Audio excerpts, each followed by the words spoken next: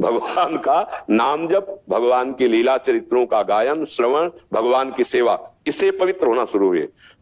और जब पवित्र हुए तो इंद्रियाणाम मनुष्यास्मि, मैं इंद्रियों में मन हूं, भगवान कहते हैं। अब मन कृष्णमय हो गया, बुद्धि कृष्णमय हो गई, चित्त कृष्णमय हो गया, मुरारी पादार्पित चित्तवृत्ति, अहम भगवत स्वरूप हो गया, जीवन मुक्त हो गया। जब ये सब हुआ तो अब क्या आया, शेष में क्या बचा? बोले सी राम मैं सब जग जान, यही से हम शुरुआत की थी। सब कुछ वही है, आ कहां गया? सब कुछ वही है। सवाल जब हल हुआ तो सर्वम खलमिदम ब्रह्म ने नानास्ति किंचन, वेद। और जब सवाल शुरू किया गया हल का तो ब्रह्म सत्यम जगन मिथ्या, माया और भगवान दो विभाग करके। अगर ये दो विभाग करके हम द्वैत को हटा दें और है जो उसका अनुभव कर लें तो सब कुछ वही है। पर इसका अनुभव करने के लिए दो रखना पड़ेगा। सवाल हल करने के लिए एक जो निषेध है और एक जो विधि है। अगर सही ढंग से चले तो विधि को जो ही अनुभव किया, निषेध का त्याग हुआ, तो यही अनुभव आ जाएगा, वासुदेवा सर्वमित समात्मा, सब कुछ वासुदेव है, कुछ प्रभु से अलग नहीं है। आप समझ पा रहे? इसमें कोई संशय? वही यही था हमारा, आपने समझाया। जैसे मनोबुद्धि आत्मा के अंश आपके साथ, सब कुछ आत्मा से जुड़ा है, तो ये फिर आत्मा इनसे पाप क्यों करवाती? दो विभाग किए ना, तो दो विभाग जब तक है तब तक पाप होता रहेगा। एक विभाग में लाओ उसको, ये खेल रखा गया है। दो विभाग है ना, एक धर्म विभाग विधि और एक अधर्म विभाग निषेध पाप। तो तुम पाप क्यों कर रहे हो? बोलने के लिए वाणी दी है तो राम राम बोलो, कृष्ण बोलो, हरि बोलो, अच्छा बोलो, सत्य बोलो, मृदु बोलो। गाली क्यों बकते हो? किसी को गंदे वचन क्यों बोलते हो? असली संभाषण क्यों करते हो? ये तुम्हारी कमी है, उसको रोको। वो कहते भगवान बुलवा रहे हैं तो पिटवाएंगे तो भी, वो भी फिर गाल पे थप्पड़ भी तो पड़ेगा, तो वो भी तो भगवान करवा रहे हैं। महाराज जी नहीं करते। नहीं, हम एक उदाहरण दे रहे हैं ना। ऐसे ही हम मन बुद्धि की तरफ है। एक गंदी सोच है, एक अच्छी सोच है, एक गंदा संकल्प है, एक अच्छा संकल्प है, एक गंदी क्रिया है, एक अच्छी क्रिया है। हम पहले उसको दो विभाग करके उसको ठीक करें, फिर जाके आखिरी में जब आएगा सब ठीक हो जाएगा ना, तो वही है, वही बुद्धि है, वही मन है, वही चित्त है, वही अहंकार है, वही पूरा जगत बना हुआ है, दूसरा कोई है नहीं। बस इसके लिए खूब भजन करे तब अनुभव में आएगा। अभी दो नजर आ रहे हैं, इसीलिए द्वैत से चलो। स्त्री पुरुष, अच्छा बुरा, मान अपमान, निंदा स्तुति, जन्म मरण, इसी से तो दो से निकलना एक में।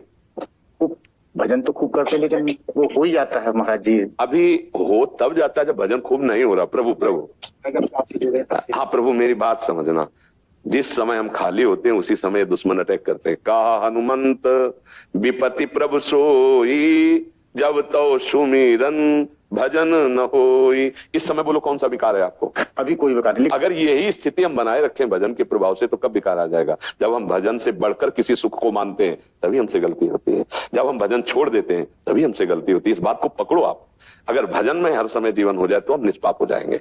पर कठिन है, बहुत जन्मों से अभ्यास रहा है, तो डरना भी नहीं है, हारना भी नहीं है, अभ्यास बढ़ाना है, बढ़ जाएगा। जो मन कभी 1 मिनट भजन नहीं करता था वो आज इतनी देर भजन करने लगा है। इसको और प्यार से बढ़ाओ और 24 घंटे भजन में ले आओ तो अपने आप भजन करने में कुछ फिर अच्छा नहीं लगता। जो गंदी बातें निषेध की गई ना वो भी अच्छी नहीं लगती, जो विधि की गई ना भोग की वो भी अच्छी नहीं लगती। हाँ, नारायण हरिभजन में पांचों न सुहात, न सुहात विषय भोग, निद्रा, हंसी, जगत प्रीति, बहुबात। जिनसे पाप होता है वो आचरण तो बात जाने दो, कुछ अच्छा नहीं लगता। बस एक मात्र आग लगने लगती, कब मिलूं, कब प्रभु मिले, कैसे प्रभु मिले। एकांत में रोना आने लगता है। अब उसको पाप का करने का मन करेगा। अभी हमारी ऊंचाई नहीं आई, स्थिति नहीं आई, तो हम ये स्वीकार करें कि अभी हमारे भजन में कमी है। हम निरंतर भजन को, और अगर हम कहेंगे खूब भजन हो रहा है तो हम अपनी कमी नहीं पकड़ पाएंगे। और जब हम देखेंगे वास्तविक कि कमी वही हो रही भजन की कमी से, अगर हमारा लगातार भजन चल, थोड़ी देर देखो अभी भजन नहीं हो रहा, भजन की केवल बातें हो रही है, तब आपके अंदर कोई विकार नहीं है। और अगर भजन होगा तो कैसी बात होगी? इसका मतलब देखो, फिर हम आपको लाइन खींचते हैं। एक तरफ श्री भगवान है और एक तरफ माया के भोग हैं। अब आपको प्यारा कौन लग रहा है? बोले श्री भगवान। पर आपके कदम किधर जा रहे हैं? बोले भगवान। तो गड़बड़ है मामला। अभी भगवान प्यारे नहीं लगे, नहीं ये कदम इधर कैसे खसक गए? तो बोले अभी कमी है, जो हम बोल रहे हैं उसमें हमें कमी है। तो हम भजन को और बढ़ावें और नाम जप करें और प्रभु से प्रार्थना करें कि आप हमारी इस माया में, मोह में, जो हमारी बुद्धि है भोगों की तरफ, नाथ आप इसे चुरा लीजिए। उनका नाम मन चोर है, चित्त चोर है।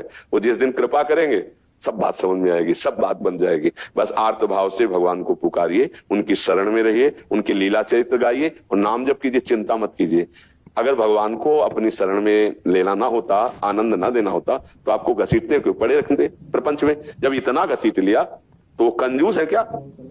अब एक चीज ध्यान रखना, एक धर्मात्मा पुरुष भी जब निमंत्रण देता है, बुलाया, बैठाल दिया, दोना पत्तल डाल दिया, फिर वो नहीं करेगा खड़े हो चले जाओ, वो परोस के पवाएगा।